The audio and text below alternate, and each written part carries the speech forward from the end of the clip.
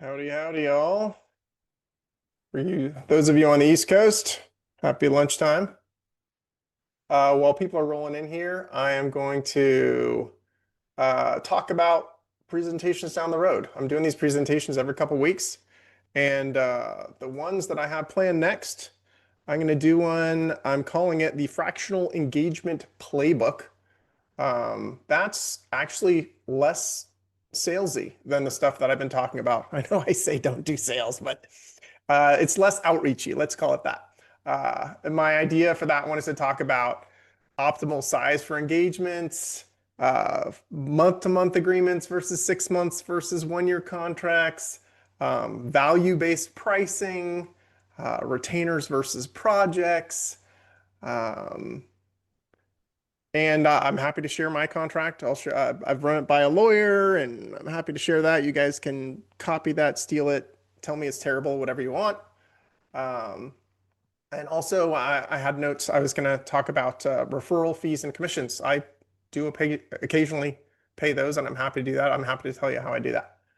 I'm going to admit another 6 people here while we're talking. So that's the next one, fractional engagement playbook. I'm doing them every 2 weeks. So that's in a couple weeks. And then a couple weeks after that, so that's like a month out, I'm thinking about doing one about specific tools that solopreneurs use. Well, that I use. Um, that you may or may not decide to use. But things like how to set up your office, co-working, renting someplace, setting it up in your basement. I'll tell you how I deal with health insurance. I'll tell you how I pay myself, accounting software, how I do taxes, how I take payments from clients, just like really little tactical specific things about being a solopreneur. Hey Jeff, how you doing? That's a big old beard you got there, my friend. I'm doing great. Can you hear me? I can, yeah, yeah, yeah. Awesome. Yeah, Uh, I don't know if I'm gonna get another couple inches or if I'm gonna get lazy and trim it up again.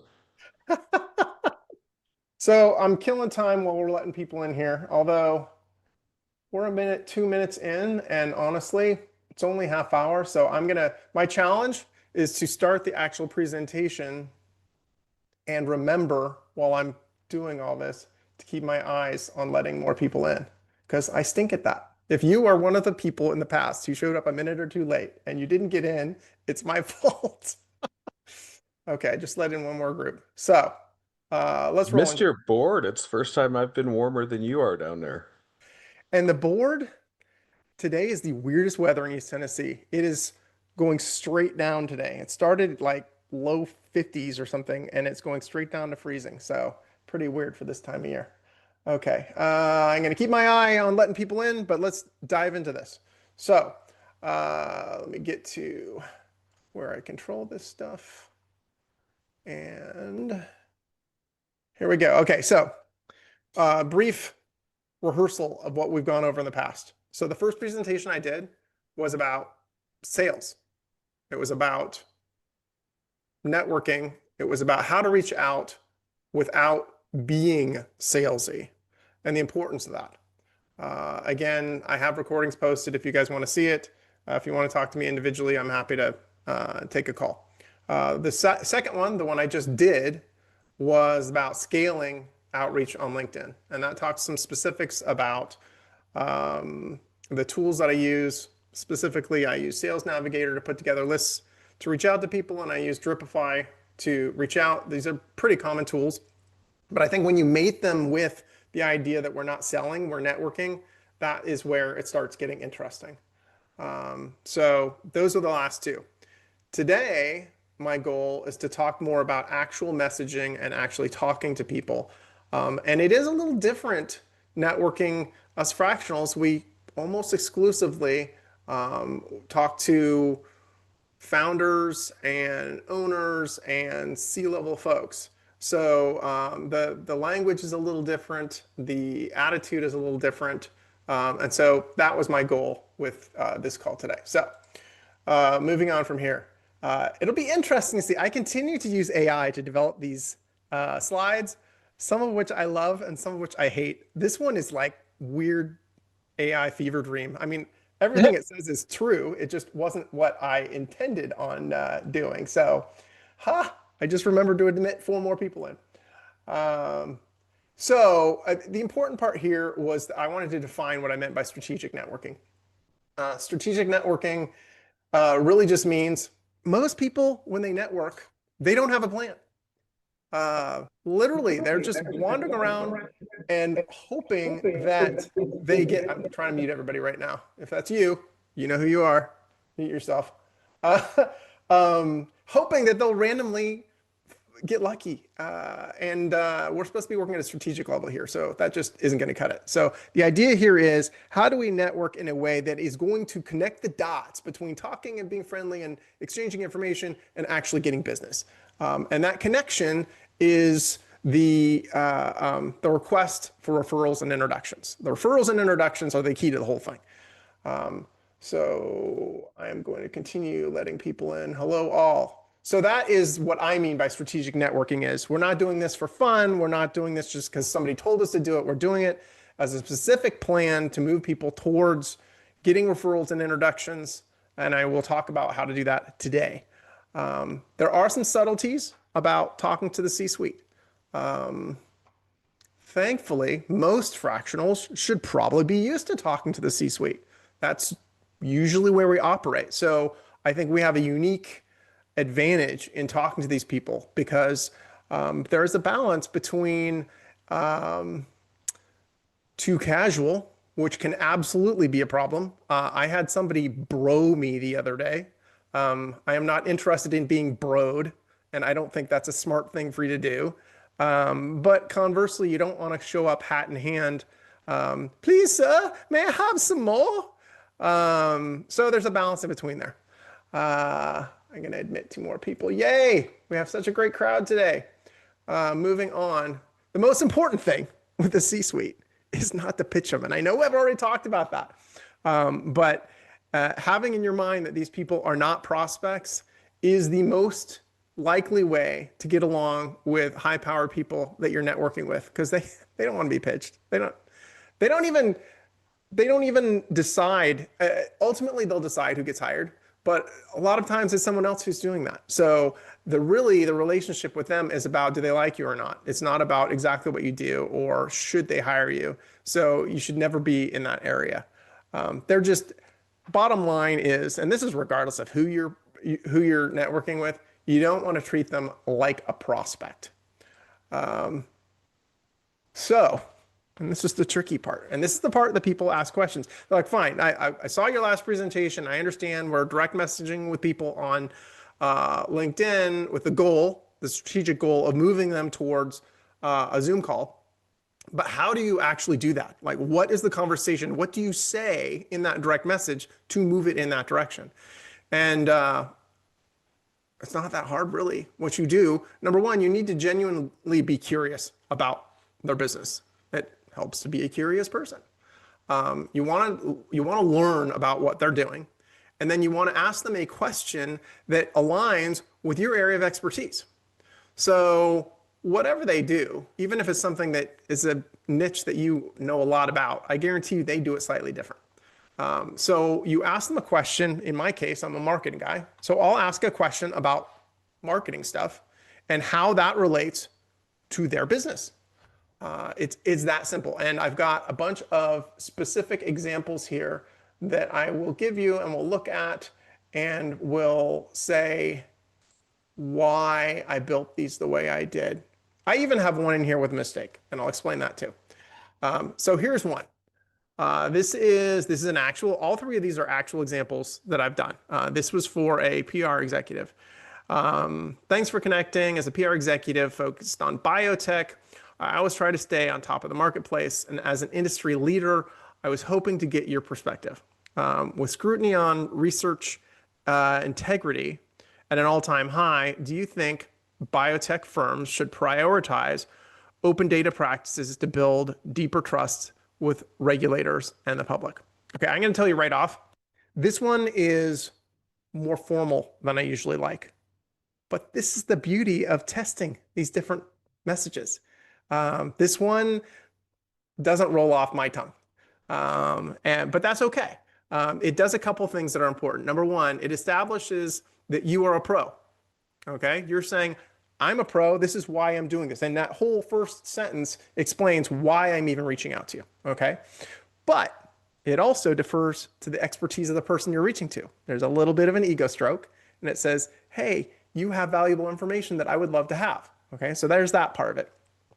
The second part, again, is where there's a question that this PR person really wants to talk about. Now, you may notice there's some language, not deep, but using terms in this one saying regulators, um, data practices. These are some specific language that they're going to understand. And there's going to be behind the scenes, they're going to, okay, this person knows something about my industry. So it was intentionally using, again, not really heavy industry language, but some. So that was the idea behind that one. What I'm going to do, just so you know, is I'm going to run through these. I'm not going to stop for questions now. It's only a half-hour long presentation. If we have time at the end, I think it might be a great idea to come back and I'm happy to talk about these three or any other questions you have. So next one, this is okay. So this is a tech guy who was reaching out. This one actually is more my vibe. Thanks for connecting. I'm always curious how other founders juggle tech and growth. Some try to keep it all in house. Others decide life's too short to wrestle. I will come back to that with servers at 2 a.m. What camp are you in? The I've got it handled crew or the please make the blinking lights stop crew? And I have, again, that very much sounds like me. And it doesn't really matter who it's. This is actually not about personalities. As I said before, we can test the formal ones too. Because no matter how you put these together, whatever responds the best is going to be fine. Because when you get on the phone with someone, they're going to forget all about whatever the tone was that you had in these messages. I will point out here, it is absolutely humanizing on purpose with a little bit of humor. The wrestle thing, I didn't spot that until this morning when I was prepping for this call. And I'm not sure, honestly, if AI messed it up when they put together the slide. I'm always happy to blame AI. Or if when I copied and pasted from my actual live script that I had this mistake in the live script. But in the end of the day, it doesn't really matter because the truth is if you get, and it's funny because I happen to see Jeff's face here while I'm doing this. I'm pretty sure this happened when I was working with Jeff. We had a typo in a message and we were like, should we leave it? Maybe we should. It really doesn't matter. It adds humanity. Now, there is a point where obviously if you mess up too much stuff, you're going to look ridiculous. Or maybe look like you aren't a native English speaker or something like that. But a minor tweak like this, honestly, I'm probably not going to go back and fix it. It just doesn't matter. Now, something else I'll point out in this, the way I put together this message, the second part of the question was binary. Are you part of this camp or are you part of that camp? Okay, so that's an important point to talk about when we're trying to start conversations with these busy C-level people.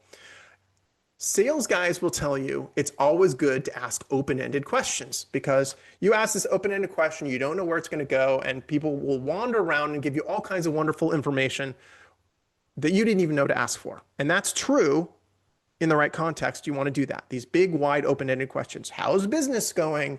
Well, what do you think your challenges are? What's blah, blah, blah, things like that. Here, though, our only goal is just to get the person to respond, just to answer a direct message. That's all we're trying to do. So if we give them something that's, is it A or is it B? They don't have to think as hard. They can just say, oh, it's A, oh, it's B, or yes, no questions. Honestly, I had somebody I was talking to the other day who had A, B, or C.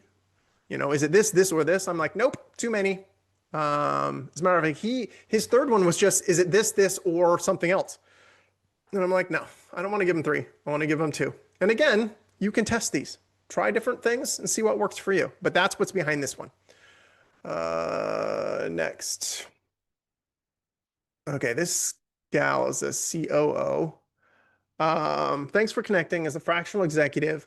I spend a lot of time around founder-led businesses, and I'm always curious how people experience the small business support ecosystem. When you've needed help, capital, mentorship, operational support, has it been straightforward to find what you need, or does it feel fragmented? Again, this is probably a little more formal than I do often, but it's good. It's not overly formal. It positions that first paragraph in all three of these does the same things. Positions who you are, who they are, why you're reaching out. And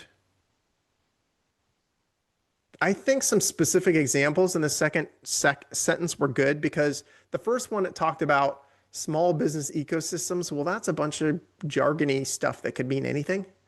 Um, and by the way, C-suite is should be pretty good, unless they're the ones doing it. They should be pretty good at spotting jargony crap that means nothing. Um, Occasionally, they're the ones spouting it, and that's a red flag. Um, but following up and saying, okay, this is what I mean by small business support ecosystem, capital, mentorship, operational support. It also gives a clue as to what this particular person is helpful in. So that's where that one's going. And again, we ended up with a yes or no question. Is it straightforward or is it fragmented? So here's some do's on these conversations, okay? And then again, this is referring back to these same three we just did and whatever it is you make up for yourself.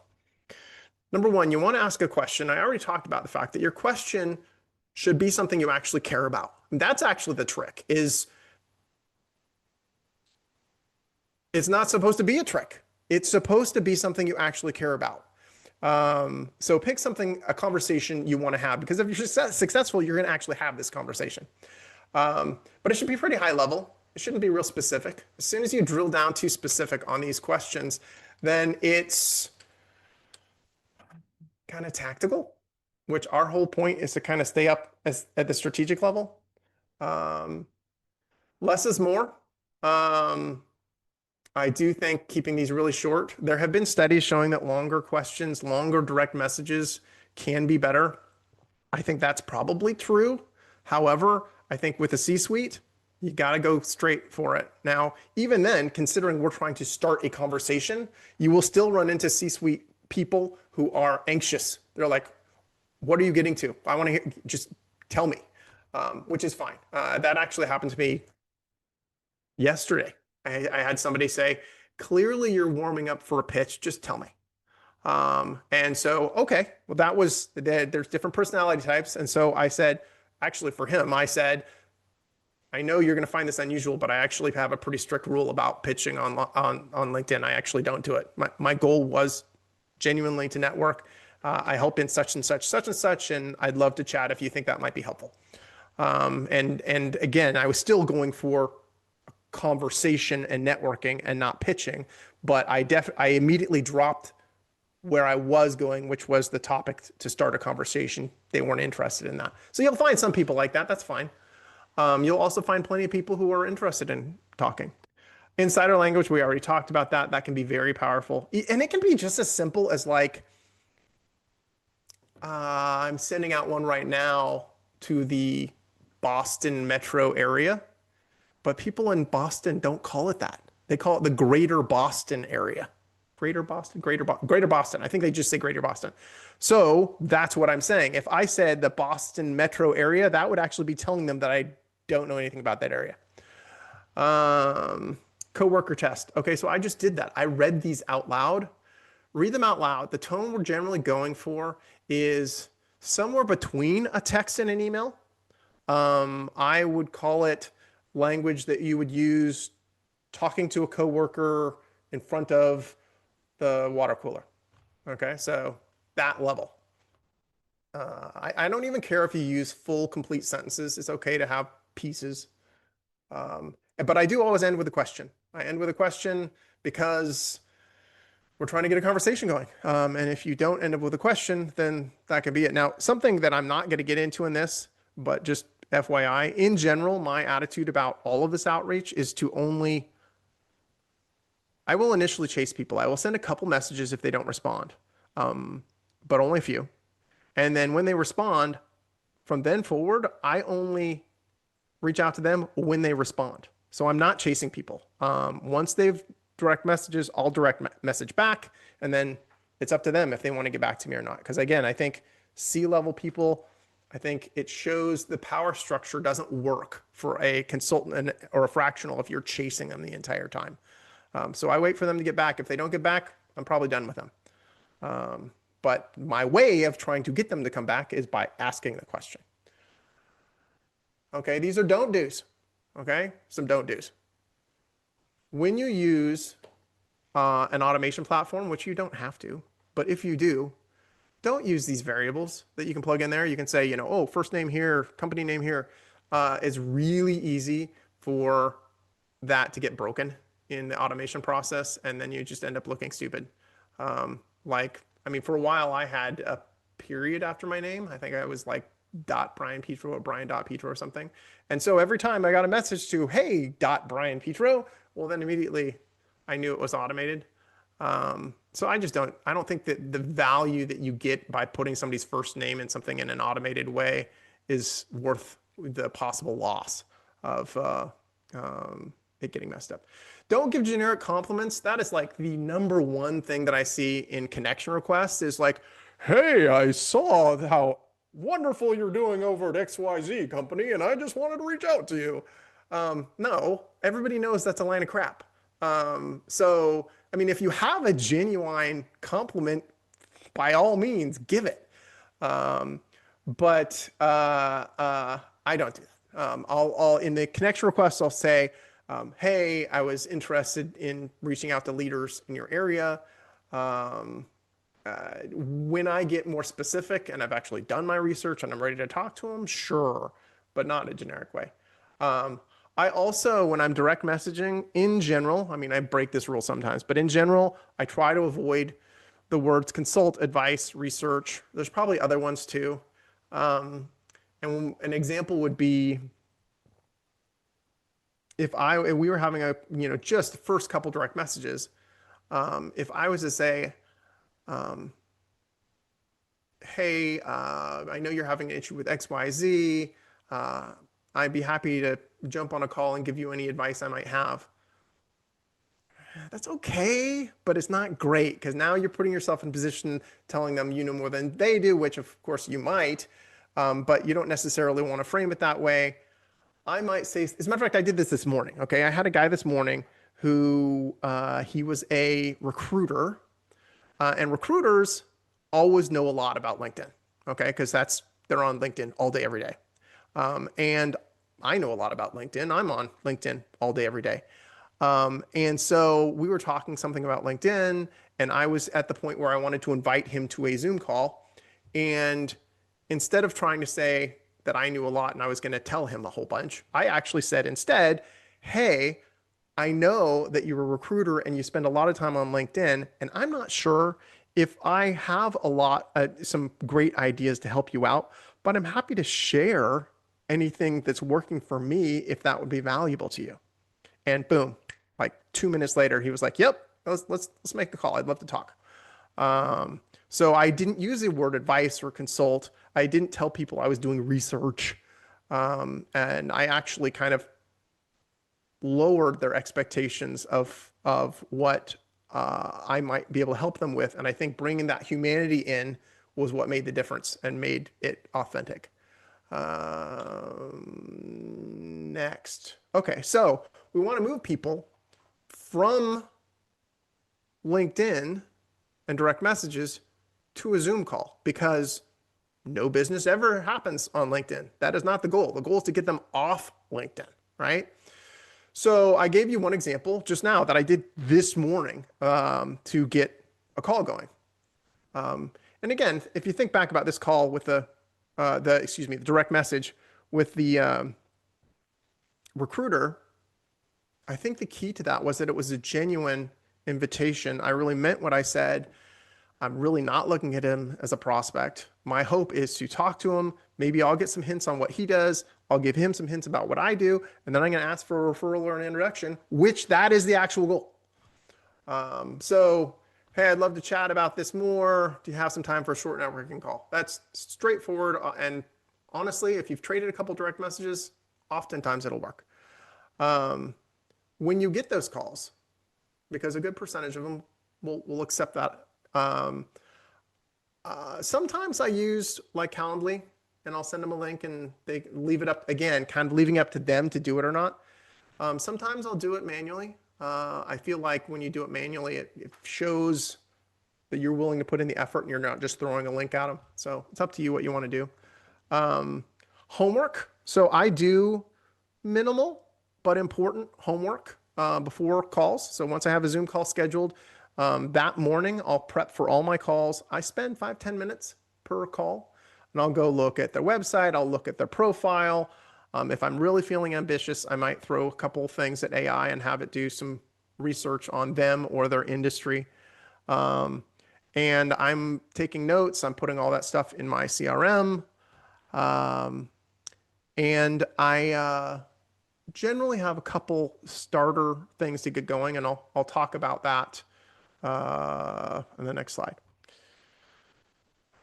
Oh, I had a couple people waiting, and they're probably gone. It was only two though, so I'm letting them in now. Um, Run your call. Okay, so let me talk about that for a minute too.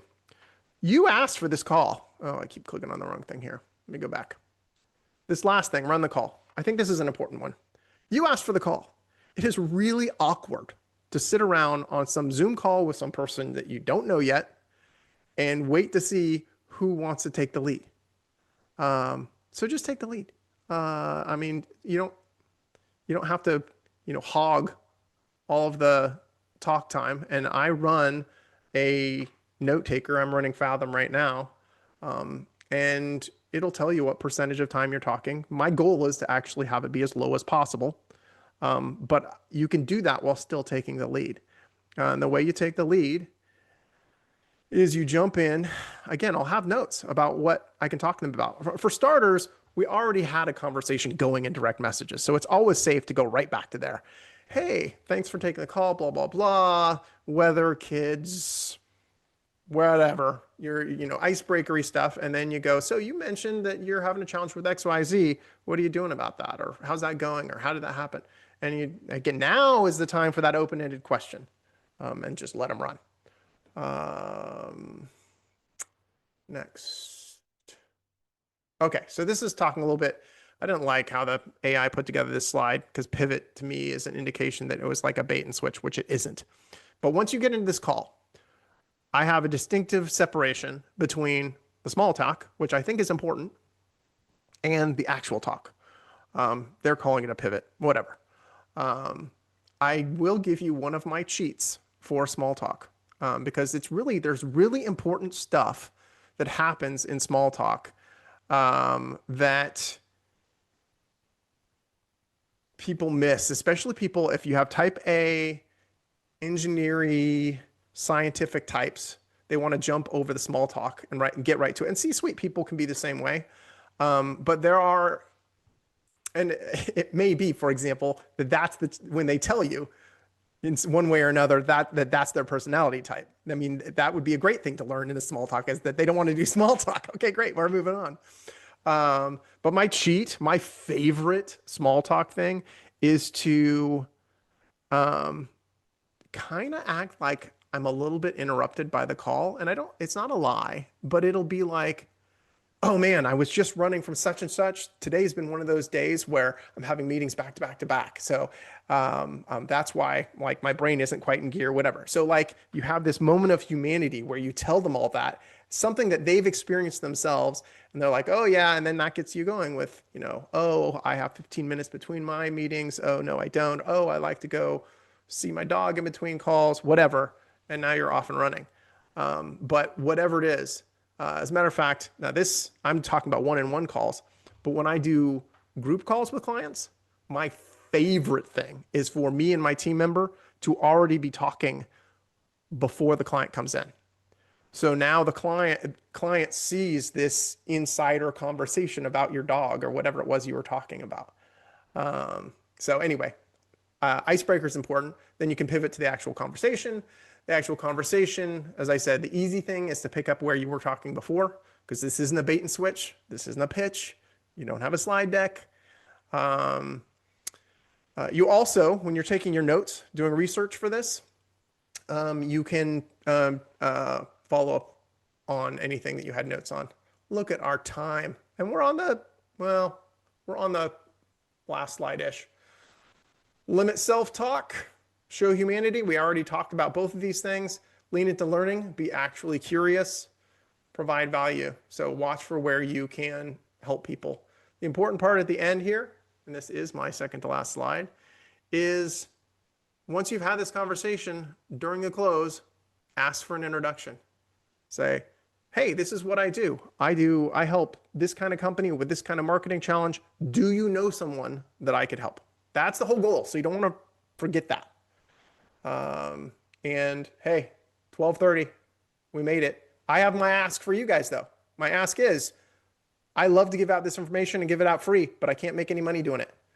Do you guys know, and gals, know someone that I might be able to help? I do this kind of work for pay.